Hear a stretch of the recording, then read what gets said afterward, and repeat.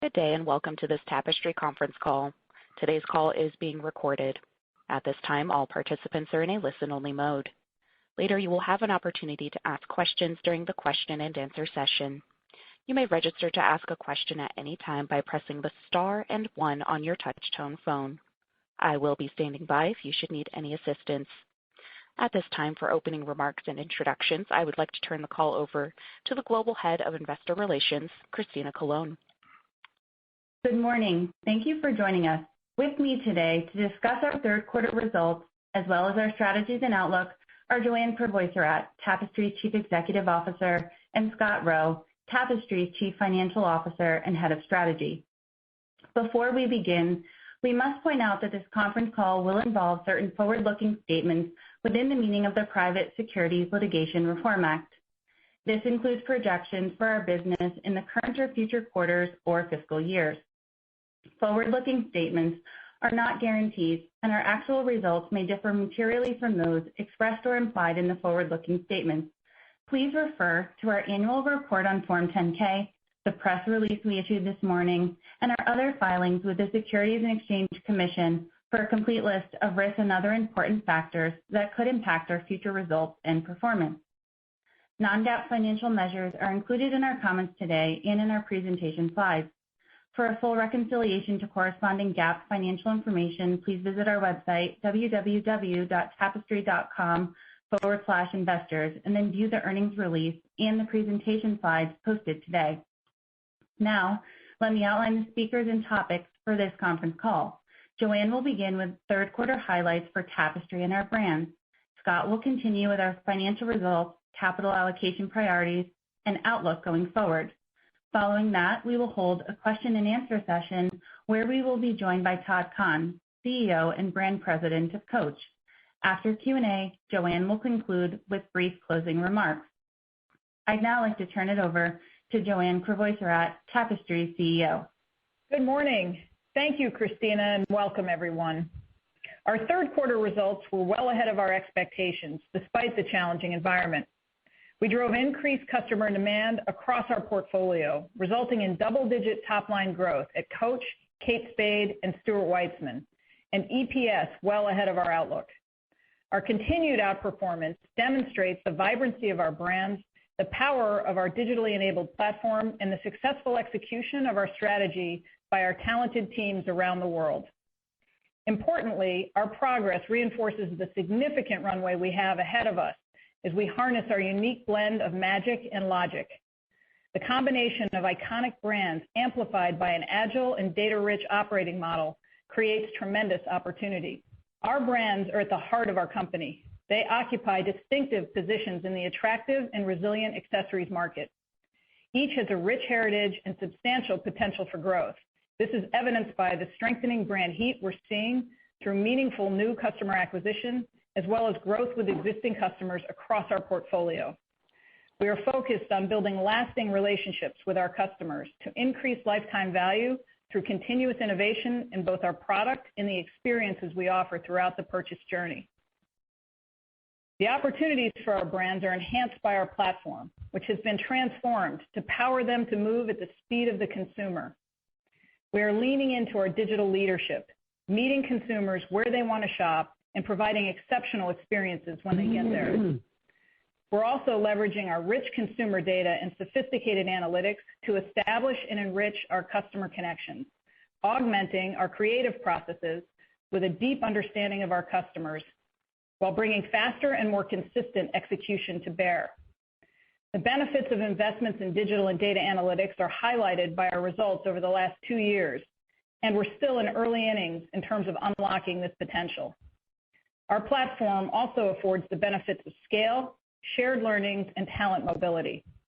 These advantages are increasingly important in today's rapidly evolving landscape and allow us to have a greater positive impact on our customers, our people, and the world at large.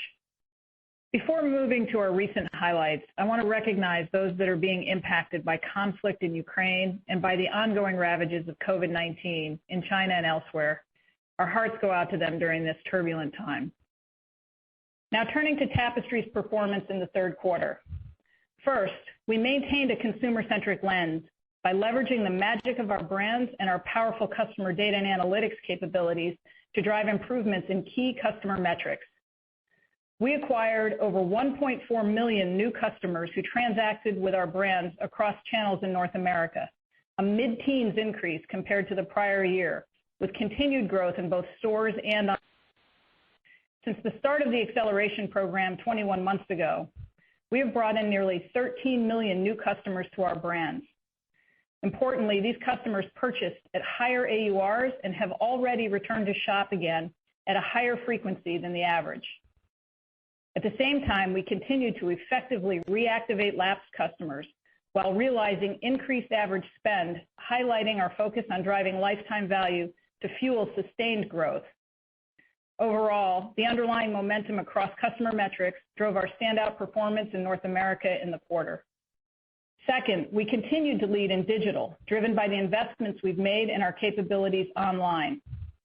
In the quarter, we delivered sales growth of over 20% in the channel, which represented approximately 30% of our total business. As consumers remain extremely engaged in shopping online, we continue to expect to achieve $2 billion in revenue in digital in fiscal 22, with further runway ahead. Third, we continued to see pricing power across the portfolio and realized another quarter of global AUR gains in each brand's core category. Importantly, we have seen no negative impact on customer demand from these price increases, highlighting our value proposition, brand relevance, and the increasing traction of our product offering. And fourth, touching on China, our business was impacted by COVID-related restrictions in the quarter. Although we expect these headwinds to continue in the near term, we remain optimistic given the proven resilience of the Chinese consumer and the long-term opportunity for growth. Overall, brand awareness and handbag purchase intent in China remains high, reflecting the quality of our efforts to build brand equity with Chinese consumers. In summary, we continued to make meaningful progress, supported by the Acceleration program, and we're confident in our ability to drive sustainable growth going forward. I will now touch on third quarter highlights for each of our brands, starting with Coach. We drove another quarter of top and bottom line outperformance, achieving a sales increase of 11% compared to prior year, including a nearly 20% gain in North America. This continued growth reflects our consumer-centric strategy and agile execution and underscores the significant potential ahead for the brand. During the quarter, Coach continued to advance its strategic initiatives. First, we delivered a focused and compelling product assortment across categories. Our iconic leather goods families are the foundation of our assortment and fuel consistent growth. Tabby, Rogue, Field, and Willow were our top-selling groups in the quarter, driving half of retail's handbag revenue.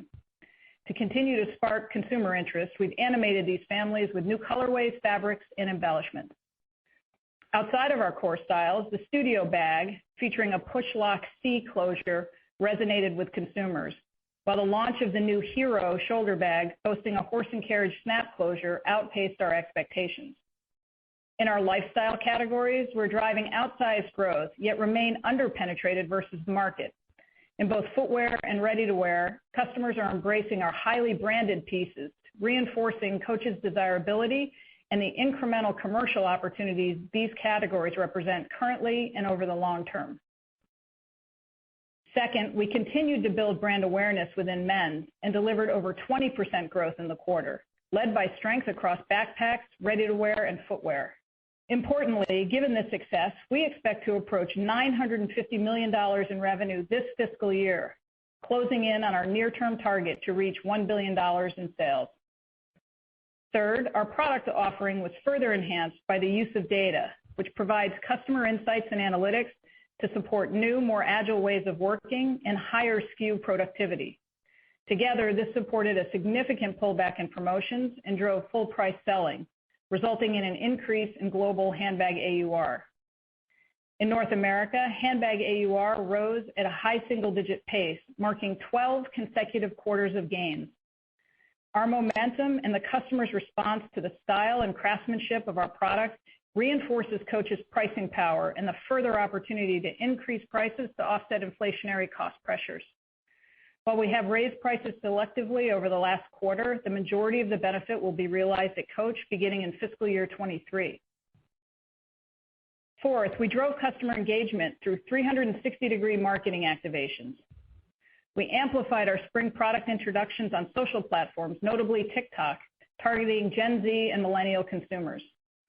Additionally, building on the success of the brand's February fashion show themed Somewhere in America, we created localized immersive experiences through a collection of pop-ups across the globe, including a Coach laundromat, convenience store, and bagel shop. These fun and unexpected venues enabled us to attract new customers and expand the way our brand is perceived. We also emphasized our values through the Coach Reloved program, an opportunity to engage with the customer in different ways by offering circular pathways for our product, whether through upcrafting, restoring, or remaking. Given the success of the program thus far, we've expanded its reach across our North America retail stores. Overall, the combination of these actions drove further improvements in customer metrics, including the acquisition of over 800,000 new customers transacting in North America channels. At the same time, purchase frequency again rose, and we reactivated lapsed customers at an increasing rate. Fifth, and finally, we again drove outsized revenue growth in the digital channel, which rose nearly 25% compared to last year, or more than 5 times where we were 3 years ago. In the quarter, e-commerce represented nearly 30% of sales. In closing, Coach is consistently building momentum, reflecting the new and innovative ways we're engaging with consumers.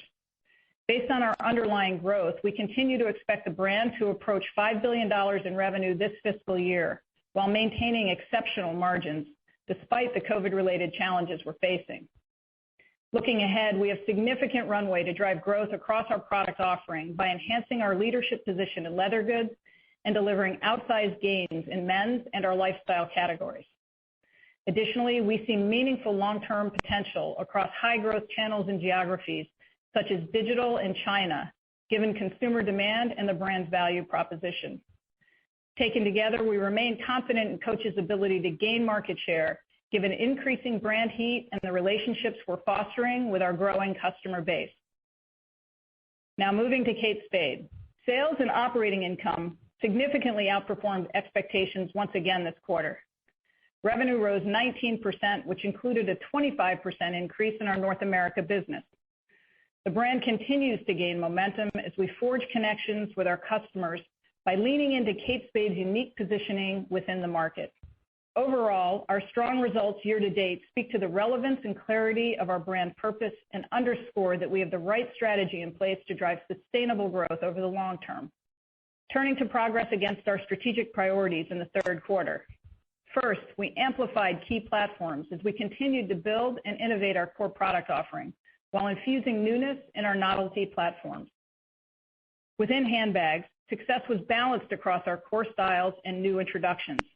The Knot remained our #1 collection, which we expanded to include a crossbody tote.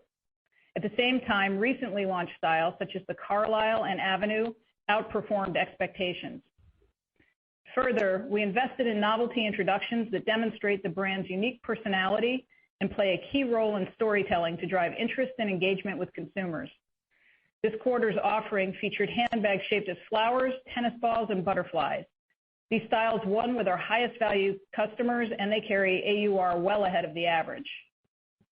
Importantly, this strong performance, as well as deliberate actions to decrease promotional activity and strategically raise prices, resulted in nearly 20% global handbag AUR growth. Second, we drove brand heat by engaging the consumer through emotional storytelling and a community-driven approach, in keeping with our DNA. Our floral-focused spring campaign reinforced our brand purpose by evoking the color and joy that Kate Spade is known for. We delighted our community with the opening of an experiential Kate Spade townhouse in New York City, which was met with a line of enthusiasts nearly 2 city blocks long. This pop-up embodied the full brand expression as we offered custom experiences pulled from the pages of our new Kate Spade book and also included a preview of our upcoming fall collection. Digitally, we increased our reach on social channels, notably TikTok, where we're engaging with a younger and more diverse audience. Importantly, our successful execution of these brand-building activities is underscored by a 3-point sequential increase in brand awareness per surveys hosted in the U.S. by YouGov. Third, we strengthen the foundation of our lifestyle positioning through a focused assortment across ready-to-wear footwear and jewelry. These categories help boost customer acquisition and engagement, and they remain an important driver of purchase frequency. Lifestyle currently represents over 20% of total sales, and looking forward, we see opportunity to grow these categories to serve all customers, boost lifetime value, and fuel global expansion. Fourth, we drove strong trends in our e-commerce business, building on Kate Spade's already solid digital presence. Recently, we've implemented live streaming across social platforms to gain further reach for our pop-ups and events, including the Kate Spade Townhouse experience.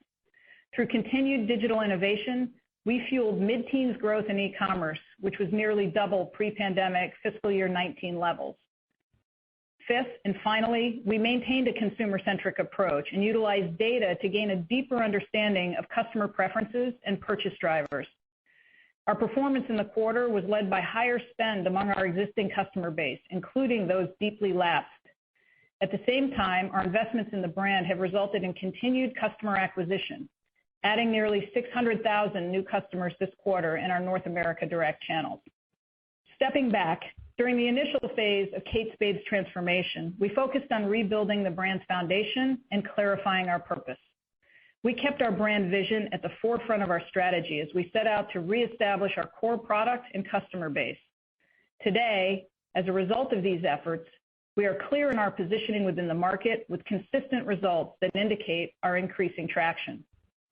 Looking ahead, our next phase is to weave the why of Kate Spade into our mission, expression, and execution to connect more deeply with our community. We're harnessing the power of the brand to drive growth, enabled by diversified categories and a balanced global distribution. We also continue to be laser-focused on delivering higher AUR, building on our recent success. This will be a key element of capturing the significant margin potential we see in front of us. Overall, we remain incredibly excited for the opportunity ahead and remain confident in our ability to achieve $2 billion in revenue and a high teens operating margin over the planning horizon. Turning to Stuart Weitzman. During the quarter, the brand continued to make progress against its growth strategies. First, we delivered significant operating margin expansion, reflecting the bold and nimble execution by the Stuart Weitzman team in the face of a challenging environment. Importantly, despite a deterioration in trends in China due to COVID, we remain confident in our ability to return to profitability this fiscal year. We're leaning into the strength we're seeing in North America, notably in the wholesale channel, which is helping to offset the pressures in China. Second, we maintained a consumer-centric strategy by leveraging our data analytics capabilities to deliver a compelling assortment for our customers as we capitalized on the recent market shift toward occasion wear. Sandals fueled the quarter's demand as iconic styles, including the nearly nude, as well as new introductions such as the Rider platform and Summer Wedge, resonated with customers, specifically millennials. In addition, we introduced the versatile and timeless Stuart Pump, which exceeded expectations and has been well received for return to work. Our streamlined and relevant offering, coupled with lower promotional activity and select price increases, drove AUR growth in the quarter. In fact, AUR rose over 20% in North America. Looking ahead, we see further opportunity to increase prices while maintaining our positioning within the overall market. Third, we fueled brand heat through focused narrative backed by emotional and relevant marketing. Our spring campaign featured the mother-daughter duo of Kate Hudson and Goldie Hawn wearing the Alina, Disco platform, and Stuart Pump, all of which became a top 10 style following the launch. Our engaging messaging helped to drive customers at a double-digit rate while continuing to re-engage and reactivate clients. Fourth, we gained momentum in the wholesale channel as Stuart Weitzman has now reestablished a presence in all Nordstrom full-price stores in North America, representing significant progress from where we were just 1 year ago. At the same time, we've added depth within our international luxury accounts across Europe. Fifth, and finally, we continued to invest in digital and delivered a double-digit increase in demand. While digital now represents 20% of global sales, an increase of 5 points compared to fiscal year 19 pre-pandemic levels, we still see runway ahead. Overall, Stuart Weitzman remains on track to deliver a profitable year in fiscal year 22, fueled by better than expected performance in North America. The brand's product and marketing initiatives, coupled with solid execution, continue to drive results. We are confident in our ability to achieve significant top and bottom line improvements long term as we build brand awareness globally and capitalize on the recovery in China, where Stuart Weitzman has a strong position. In closing, Tapestry is a powerful combination of iconic brands that offer tremendous value for our customers and a platform that has been transformed to drive innovation and customer engagement. Our foundation is solid and our brands are poised for growth.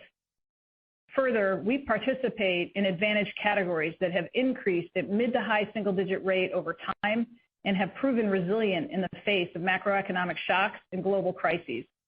These categories serve an important emotional and functional need for consumers, which is as relevant today as ever before.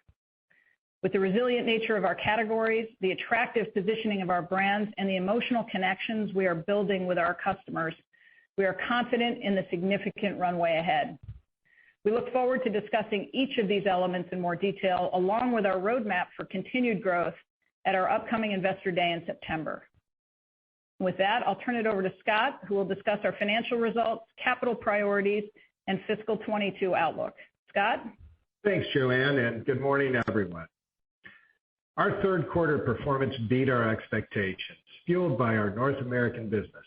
In addition, we utilized our free cash flow to return over $550 million to shareholders through share repurchases and our dividend payment. While the external environment remains difficult, our teams are continuing to effectively navigate the backdrop by focusing on the factors within our control. Turning to the details of the quarter, revenue rose 13% compared to prior year, including double-digit growth at each of our brands. By region, North America fueled our results, delivering 22% growth amid a strong consumer backdrop. Sales in Greater China declined at a low teens rate. This included a mid-teens decline in mainland China, though still represented a 20% increase in revenue compared to FY19 pre-pandemic levels. And to give more color on China, while the quarter started off with year-over-year growth, trends weakened due to pressures from COVID-related restrictions, including declines in traffic with lockdown cities, as well as throughout the balance of the region. By the end of March, over 40% of our mainland store base was closed or operating on modified hours, and our regional distribution center located in Shanghai temporarily shut down. Digital sales growth of over 20% was not sufficient to offset pressure to our stores and wholesale businesses.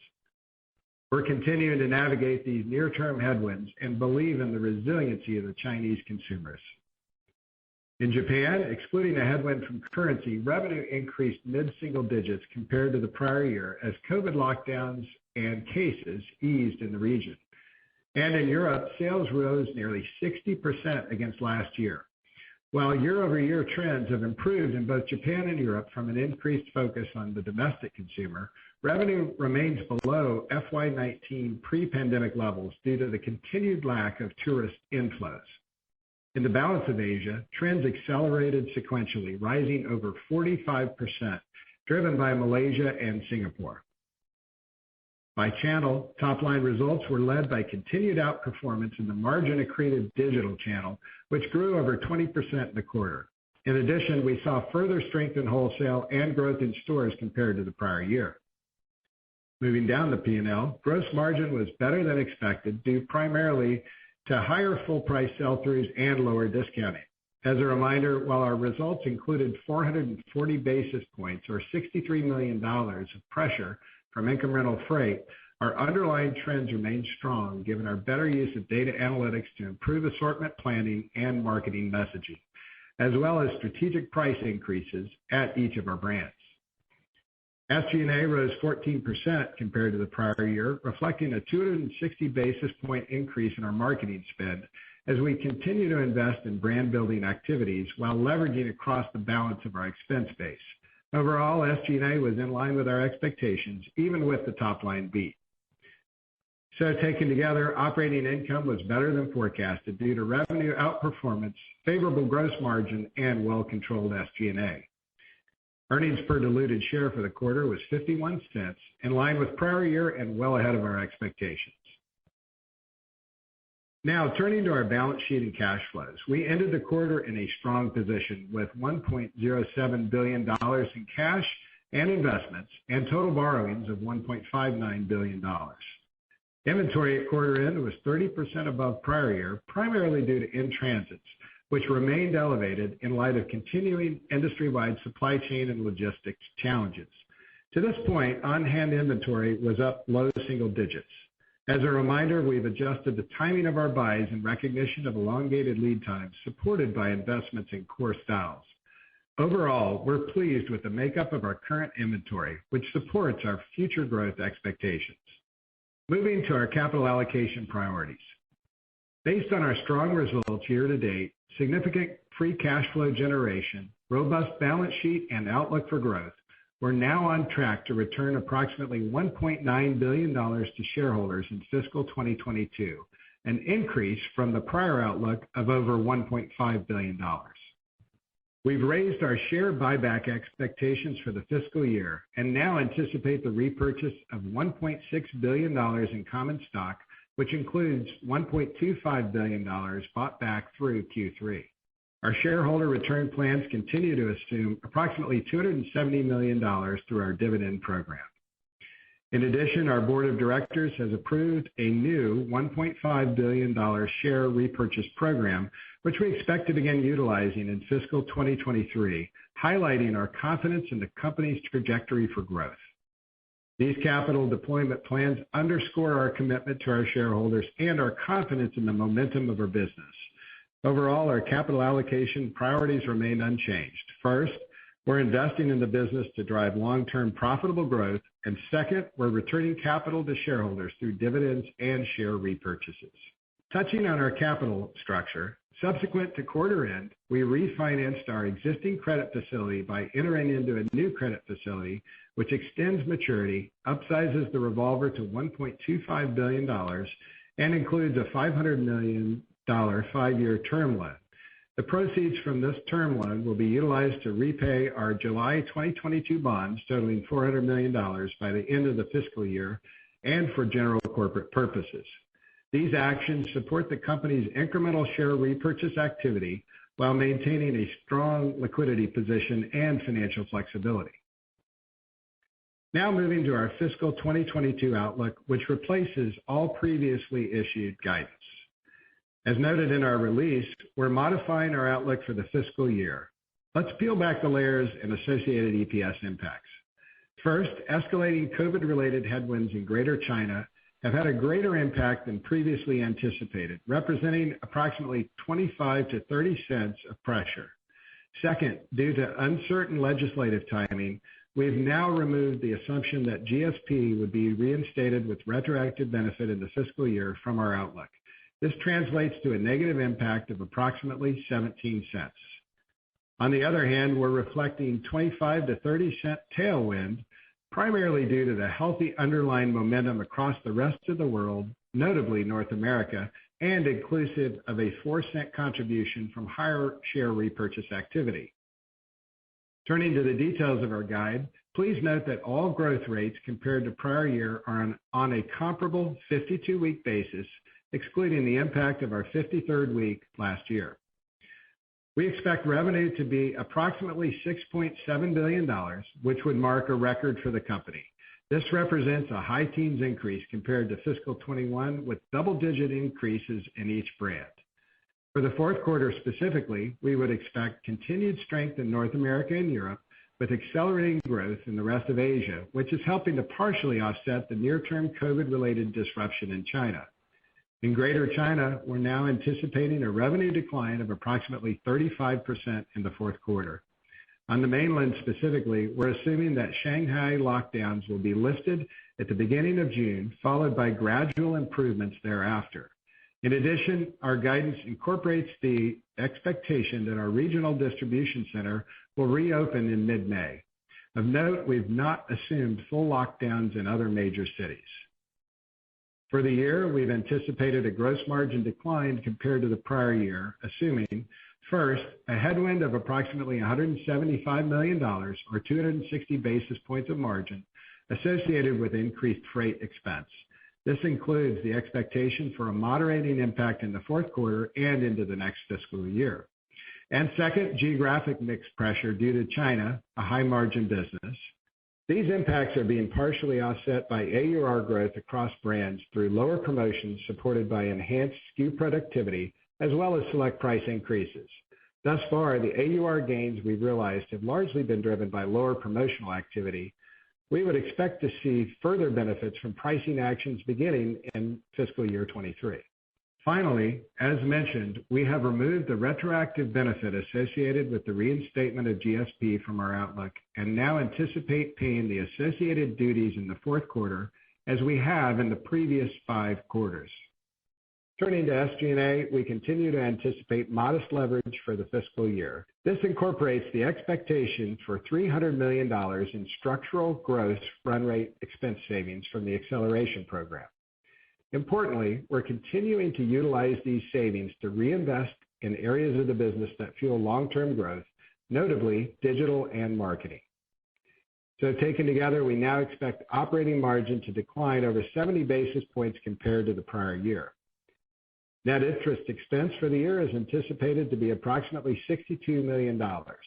In addition, our guidance contemplates a fiscal year tax rate of 18%, assuming a continuation of current tax laws. We expect weighted average diluted share count to be in the area of 271 million shares. This reflects the $350 million increase to our share buyback expectations. We anticipate EPS to be in the area of $3.45, representing nearly 20% growth compared to the prior year. For the fourth quarter, this guidance implies high teens earnings growth, outpacing the high single-digit revenue increase on a 13-week basis. Finally, we now plan to deploy approximately $180 million towards capital expenditures and cloud computing implementation costs in the fiscal year. In closing, we continue to leverage the benefits of our transformed, diversified business model and strong underlying trends, notably in North America. The opportunity ahead for Tapestry and each of our brands is meaningful, and we remain focused on driving sustainable growth and total shareholder return. In addition, we're generating significant free cash flow and now plan to return approximately $1.9 billion to shareholders in this fiscal year alone, further demonstrating our financial strength and confidence in the future. I'd now like to open it up to Q&A.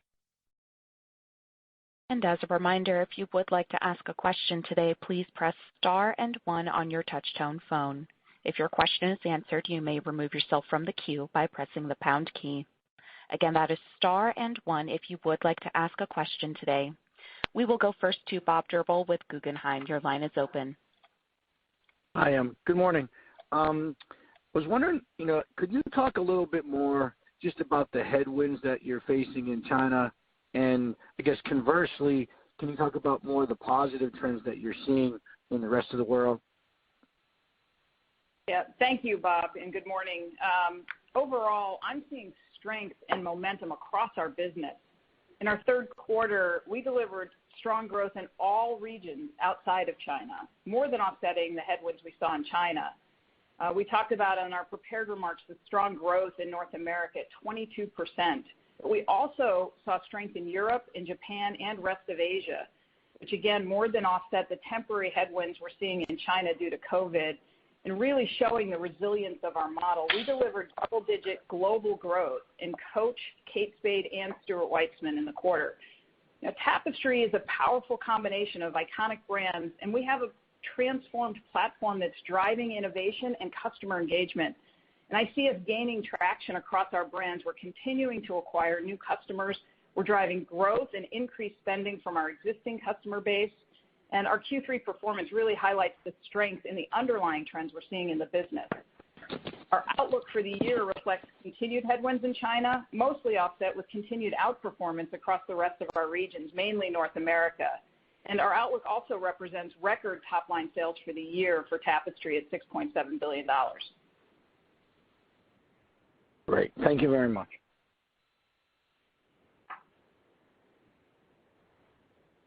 We will take our next question from Ike Boruchow with Wells Fargo. Your line is open. Hey, good morning, everyone. It's a pretty dynamic world we're in, clearly. I guess, Joanne or Scott, when I think about the potential for GSP to hit next fiscal year and this renewed authorization, $1.5 billion, it seems like you have the dry powder to drive another 10% earnings growth next fiscal year. And you probably don't want to get explicit, but could you give us some guardrails on how to think about, after we get through Q4, just how to think about the next 12 months, given all the puts and takes in the business right now? So I'll kick us off to Scott for maybe the dynamics of the financials. But what I can tell you is that our business continues to gain strength. And we're seeing that in all of our brand metrics and in our consumer metrics. And our focus has been on, throughout the Acceleration program, really transforming our company and strengthening our brands. And we're seeing increasing traction that provides, our confidence and underpins our confidence in the potential for further growth as we move forward. But I'll toss it to Scott to give you a little bit of the dynamics and the dimensions of the P&L. Yeah, Ike, I mean, you're right. Of course, we're not going to give guidance, but if I think about just some of the factors, listen, we've got really strong brands that have momentum, that are positioned well against really resilient categories, and we've seen this over a long period of time in some very volatile environments in the past as well. And we know our consumers engaged and continues to respond. We also have pricing power, and we've talked a lot about that, AUR, which gives me confidence in our ability to maintain margins over time. So the combination of great brands, well-positioned, and the ability to maintain margins means we can continue to invest and drive in our business, in our digital capabilities, in our marketing. We've transformed this P&L over the last couple of years. And that gives me confidence in our ability to continue to drive top and bottom line. And the last thing I'd say is, this is a it's really been remade over the last 2 years, and you saw that in our guidance today, and we're actively returning that cash to shareholders. So that's another driver or lever in terms of earnings as we look forward. Great, thanks. We'll take our next question from Oliver Chen with Cowen. Your line is open. The average unit retail momentum has been really impressive. What's ahead with the promotional activity profile? What should we assume in our models there? And also regarding pricing action, specifically at Coach brand, would love further detail on what you see as opportunity ahead and how you're balancing this against the consumer environment, which sounds quite robust in the U.S. Thank you. Yeah. Oliver, we are seeing pricing power across all of our brands. We're delivering beautiful product at great prices, and consumers continue to recognize the value we're delivering. We've seen no consumer pushback on the price increases, and we've spent time to make sure we're keeping the consumer at the center, and through our transformation efforts, using data to improve our assortment. So it's this combination of magic and logic that's coming to bear and enabling us to take price and again, seeing no pushback. Coach, I'll let Todd talk about what we're seeing, but almost 3 years of continued AUR growth. But at Kate and Stuart, we're really just beginning the journey, and we see further opportunity, particularly because we see pinnacle luxury driving price increases. There's more white space for our brands, and the customer continues to recognize the value that we represent in the market. Yeah, just building on what Joanne said. First, you think about the new customers that come into the brand in the last 2.5 years. And even in this last quarter, we saw 800,000 new customers come into the brand. So they're experiencing Coach at elevated prices. And that's what you see with the AUR growth. We feel really good about where we're at and how much room we have. Because, first of all, we built our iconic styles. We're amplifying those styles. We're making compelling stories around them. We're creating a value proposition. And as Joanne alluded to, when you think about where Coach is positioned today relative to traditional European luxury, there is more white space now than has ever existed. And I just see that as tremendous opportunity for continued growth on our AURs, on our initial pricing, and we will continue to maintain the discipline of not going back to periods where the brand was highly discounted. Very helpful. Just a follow-up on the cloud investment regarding customer data platforms as well as IDFA and privacy. Are there thoughts on why the cloud makes sense now and how that may plug into agility and managing speed as well as, the personalization efforts? Well, these are investments. Maybe can I just jump in, Joanne? Just one clarification. We've always been in the cloud, right? And so there was some accounting changes which caused some geography differences from a reporting standpoint, but we've started talking more overtly about the cloud. But just to know, that's not necessarily a change in direction. That's just a change in geography based on some of the more recent pronouncements that have come out and just being in line with that. Sorry, Joanne. No, but thanks. Oliver, your point is a good one. However, the technology infrastructure that we've invested in over time is critical in allowing us the agility to take advantage of this rich data that we have. And again, we're a 90% direct-to-consumer company. We have rich data that is, it's our data. We understand our customers, and we're able to leverage that with tools and technology, and innovation in the space is happening very quickly. So it is critical for us to have a platform, a technology platform that allows us to take advantage of the data that we have, to turn that data into insights, put that in the hands of decision makers in our organization, and move with speed to adopt new technologies as innovations are happening in the space. So that's been our focus. As Scott mentioned, it's been our focus for a while, but it is a critical underpinning of our ability to drive. Thank you. Best regards. Thank you. And once again, that is star and one for your questions today. In the interest of time, we do ask that you limit yourselves to one question. We will go next to Mark Altschwager with Baird. Your line is open. Good morning. Thank you. It sounds like momentum in North America is very healthy, but I'm just curious. Are you seeing any indications of a deceleration in demand in North America over the last couple of months? Your brands target a wide range of consumers. Any differences in the trajectory of some of the higher price points at retail versus outlet?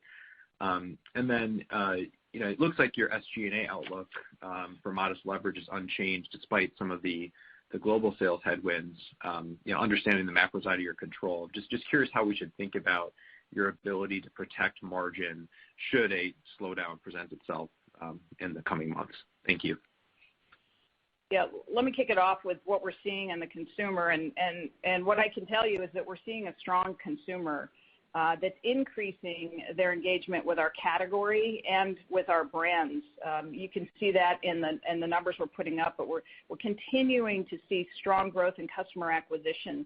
1.4 million customers in the third quarter alone. That's 13 million new customers over the last 21 months since we've launched our acceleration program. And we see that consumer is increasingly a younger consumer, and is transacting at higher AUR, and they're coming back to our brands more frequently. And I think that, leads you to, handbags in our category, handbags and footwear have, remain an emotional purchase, both emotional and fun for our consumer. And as the world has reopened and consumers are increasing their connection in the real world and occasions and return to work, we see that driving demand across our categories and across our brands. We're driving increasing brand heat, and as I said, the emotional connection with our consumers is growing. So we feel well positioned moving forward. And as it relates to SG&A, I'll let Scott maybe talk a little bit about what we're seeing there. But I would also say that we are seeing pricing power in our across our brands. So consumers are engaging with our brands, and the brands have established pricing power, and we see white space in the market given the value that we represent. And that we believe is, and we feel confident will be offsetting inflationary pressures as we move forward. Yeah, and the only thing I would add, Mark, is first of all, we're playing our long game, right? We're seeing the benefits of the investments that we've been making over the last couple of years pay off in terms of consumer acquisition, brand momentum, et cetera, and our understanding of that consumer through data and analytics and meeting her where she wants to be from a digital and omni-channel. We're seeing that works. Just a reminder, though, on the other hand, we have our eyes open. We see the same macro issues, but right now our consumer is engaged and responding. And one thing also to remember is, about 8% of our investments are around marketing, right? So those are truly variable as we see the dynamic change. But honestly, right now it's driving our business, and we see a healthy consumer, and we continue to lean in. So right now our posture is more offensive than defensive. And just to add for Coach, very specifically, we've come off of a very strong, and I know our sister brands have as well, Mother's Day. That gives us a lot of confidence in the future. And even in Japan, Golden Week was very strong for us. And one question you asked about AUR growth, we've had AUR growth across all of our channels. So it isn't just concentrated at the bottom or at the top. And we're taking it up across all of our price points. So that's really powerful for us. That's great. Thank you for all the detail. You're welcome. Thanks, Mark. Our next question comes from Michael Binetti with Credit Suisse. Your line is open. Hey, guys. Thanks for all the detail, and thanks for taking our question here. Scott, just a few housekeeping little ones quickly, and then a bigger picture question. You mentioned the Shanghai DC reopening in mid-May. I think that's pretty quick here. Sounds like you have some pretty clear indications there, just what you're seeing in your ability to open that soon. And then the comment that you expect freight to improve in fourth quarter and then into fiscal 23. I know it was a little worse than you were initially thinking in third quarter, so just the moving parts that you see there. But then I guess backing up to go off Ike's question a little bit earlier, I think with you guys are controlling the controllables so well. I don't really think what's going on in China and GSP really have much to do with you. Margins are great, and Scott, you've obviously got the Treasury buying a lot of stock here. I think that where the stock is, the market's very hungry for any kind of downside support to what fiscal 23 could be. Is there anything that you can offer us to just help us think about, what's the minimum that the business can deliver in a reasonable scenario next year? Yeah. Excuse me. Let me start, Michael. I think generally my comment is I think you got it pretty much right in terms of the way you characterize that. The DC is a slow reopening, and we do have some line of sight. We actually are open on a very limited basis, and without getting too far in the weeds, we're getting approvals from the local authorities to do a slow restart, and that gives us confidence that it'll continue. Of course, we don't have absolute knowledge of that, but signs are positive. And likewise, the reopening at the beginning of June. I would say it this way, Michael. We have taken the best information that we know today and given you the best indication of what we believe that slow reopening will look like. Of course, it's out of our control, but it's the best information that we have today, and I think it's a reasonable estimate based on what our line of sight is. I'm guessing Joanne will make a broader comment, but just a reminder, we really can't give you 23 guidance at this point, but in 90 days from now we will, right? We'll come back and we'll give our guidance, and then followed in early September by an investor day to give you a longer term view. I would just refer back to earlier comments. I think it was from maybe it was Ike's question earlier. Listen, we're in great categories, strong brands, well positioned and resilient, great categories, which has proven to be a good indicator of top line growth, and we have pricing power and our ability to maintain margins. And to me, that's what holds the model together and gives us confidence in the future. Yeah, and I'll just reiterate that. That we are optimistic about the future, Michael. We're driving both the brand health metrics and the consumer metrics, and are gaining traction in our strategies in terms of leveraging our data, bringing magic and logic together, and driving our business forward. And Scott alluded to earlier, we've invested and will continue to invest in brand building. We have made substantial investments, and they're working, they're paying off, and we see that continuing. We've acquired 13 million new customers across our brands in the last 21 months. We see those customers engaging with our brands through the innovation in product and innovation in marketing, and they're coming back to our brands more frequently, and we'll continue to leverage that for growth going forward. And we are looking forward to providing more discrete details, at our year-end call on what 23 looks like. But our brands and our company are poised for growth. Okay. Hey, Michael, I forgot to cover one point you asked about, which was the freight. And the freight picture has really not changed overall. A little pluses and minuses here and there, but 260 basis points, about $175 million for the full year. If you recall last quarter, I said it's a little bit hard to exactly know when it's going to turn into the P&L because it attaches to the underlying inventory. I mean, the business is strong, so more sold through in the quarter, right? But if we look at the overall picture, we've really curtailed our expedited freight or air freight already. It'll take a while for that to move through the P&L. If you do the math, it says there's about $35 million in the fourth quarter of additional freight. That's about 210 basis points, and that's a little less than half of what we saw in the third quarter. So it's following that same curve that we laid out in the past, and there's really no new news there in terms of what we're seeing in freight. Okay, so it's visible and it's already in inventory that you just see it moving through. Okay, I appreciate it. That's right. Yep. Thanks, guys. We'll go next to Brooke Roche with Goldman Sachs. Your line is open. Hi, good morning, and thank you so much for taking the question. Can you provide a little bit more context on your philosophy on capital allocation and how you're thinking about that balance between reinvesting in the business to drive that future growth versus returning capital via repurchases? As you look over the course of the next 1 to 3 years, what are the most important internal areas of investments that we should be planning for? And where have you pulled forward those investments since the inception of the Acceleration program that should provide support if a downside scenario does materialize? Thank you. Yes, let me kick it off and maybe toss it to Scott to add any more details. But we've been aggressive and rigorous about allocating capital, and we believe as our first priority in investing in our business. And the good news is we're seeing really strong returns on those investments. We're investing in brand building capabilities across our company. And, we've transformed our company over the last couple of years. We're a different company than we were 2 years ago based on these investments.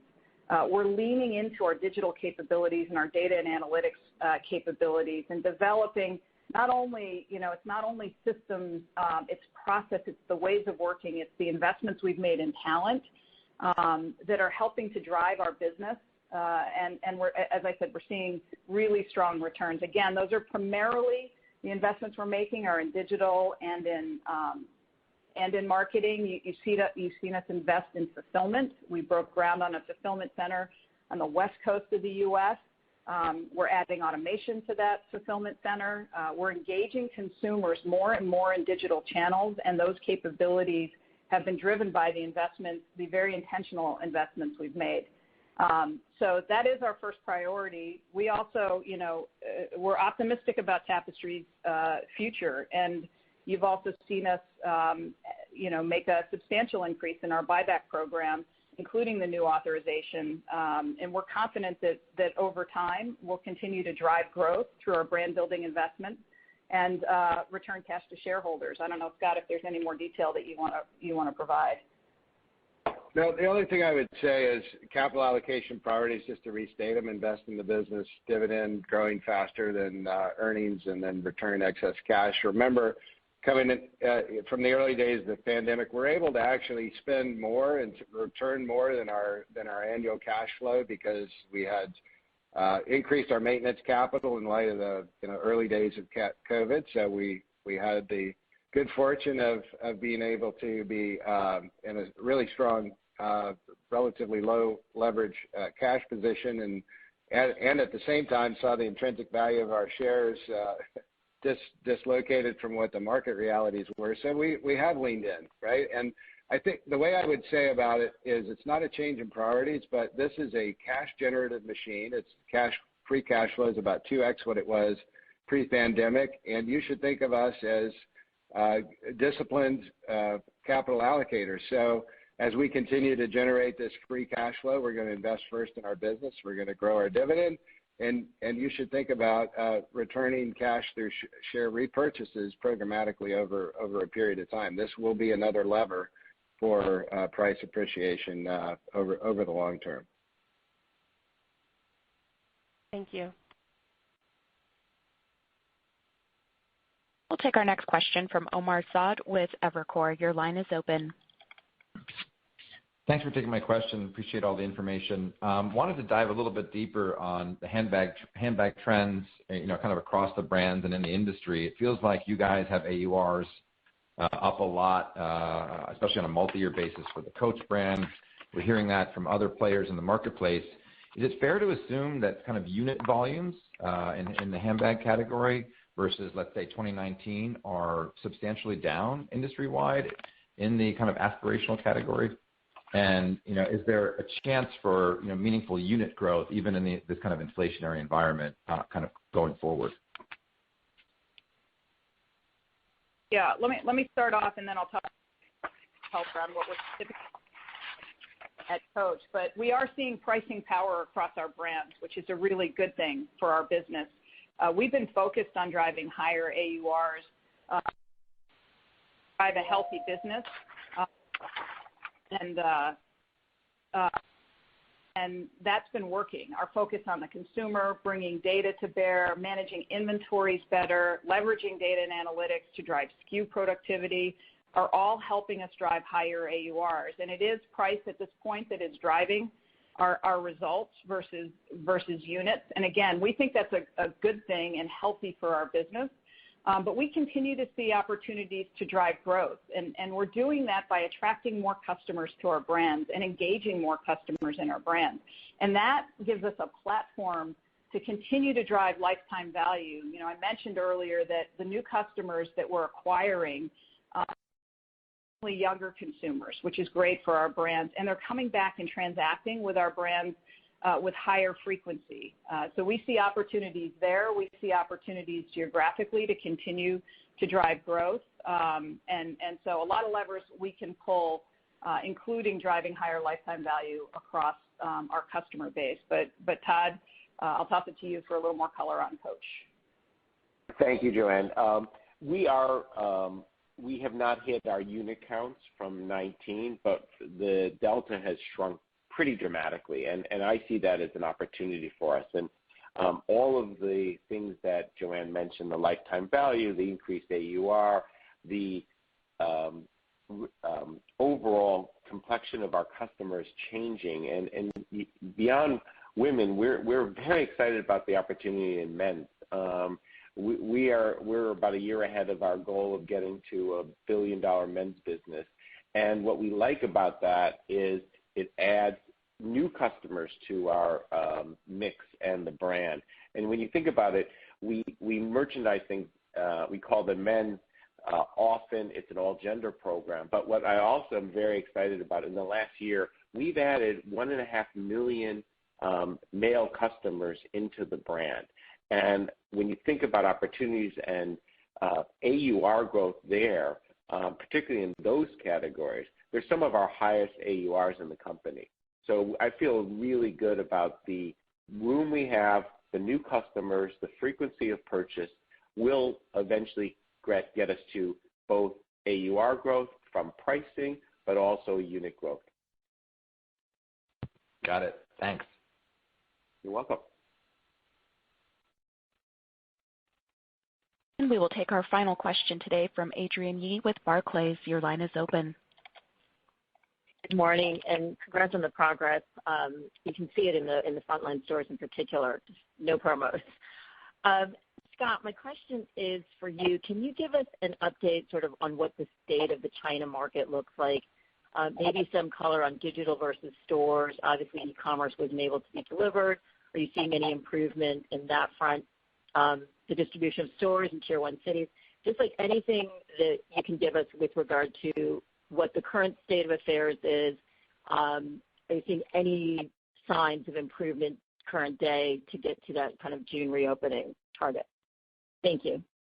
Well, yeah, sure, Adrienne. Maybe I'll start, and one of my colleagues might want to jump in too. I think I already mentioned the ADC, our Asian Distribution Center, that we're starting to see some modest reopening. We are seeing some stores going back online here and there, but I would say by and large not a major change in condition, and that's been reflected in the outlook that we just gave you. Just to put some numbers on it, our China expectation for the fourth quarter is down about 35%. Which is baked into our outlook, and that again has the slow reopening starting in June is our expectation. And just a quick reminder, the Tier 1 cities, are you primarily in the Tier 1 cities right now? I know there were some stores in Tier 2s, but not a lot. So should we assume 80% is in Tier 1s and the lockdown cities? Yeah, we have a broad footprint across China, so we're not just in Tier 1 cities. And to Scott's point, we are seeing impact broadly across the region. Our business was strong entering the third quarter and prior to the COVID disruptions. And as we saw the COVID disruptions rolling through the region, we saw traffic declines in the lockdown areas, but also more broadly across the regions as traffic was curtailed. I think it's also important to note that, the strength coming into the quarter pre-disruptions and the research we've done in the market continue to confirm that our brand health in the market is strong and consumer sentiment continues to be strong. So we're navigating the near-term headwinds, but we feel well positioned as China recovers to continue to drive growth both during the recovery period and long-term in the market. And the only thing I'd like to just to add for the Coach brand first, and it's all of our Tapestry employees. We have an incredibly fantastic team on the ground in China. The resilience that they have shown through this and the creativity is, I am in awe of what they are able to do, even in pretty tough conditions. And just in the last month or so, we've seen a real increase in virtual selling. And that is something that could be really interesting as an and, not an or, when the stores reopen. So again, our teams are incredibly creative, they're resilient, and it gives us that much more confidence that when these events end, we'll have an even greater runway and connectivity with our clients there. Thank you very much. Best of luck. Thank you. Thank you. That concludes our Q&A. Well, thanks. I'll say a few words just to wrap up. First, to build on what Todd was just talking about, I want to thank first and foremost our teams around the world for their relentless focus on the customer. This is continuing to drive our strong results. And our thoughts are especially with our teams in China who are navigating COVID and supporting each other during this difficult time.